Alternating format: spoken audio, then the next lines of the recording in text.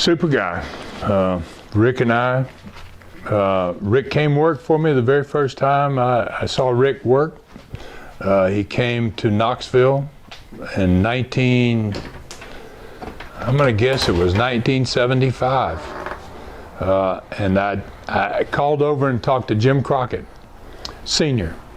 And I said, can you send me a couple guys off your TV? Because there was an overlap in our TVs from across the Smoky Mountains.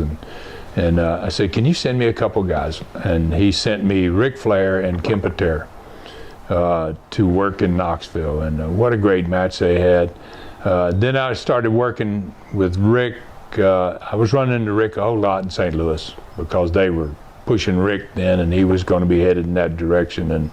And I was there a whole lot too, and we partied together a lot. Rick's a partier, man. What Rick used to do, one story about Rick loved to come and work for me. He would take my heel crew on Fridays. And we do TV on Saturday in Dothan, Alabama, and we work in Dothan on Saturday night. And he would come in and work for me for a week, and sometimes he would leave on Saturdays because he had TVs and other places to go.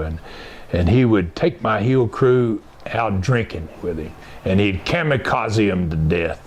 I mean, he'd buy those kamikazes for them, and just the next day when they would come to my Dothan TV, they would be sick and dragging, and I was like, I'd be looking at them coming in the door, and I'd like, oh, that damn Flair. And he would sometimes call the television station and say, go down and get Ron Fuller, and I want to talk to him. This is Ric Flair.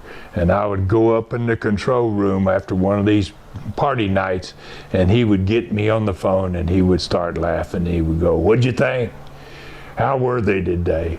I'd go, you son of a bitch, you know. Oh, man, I can't believe you don't do that to me.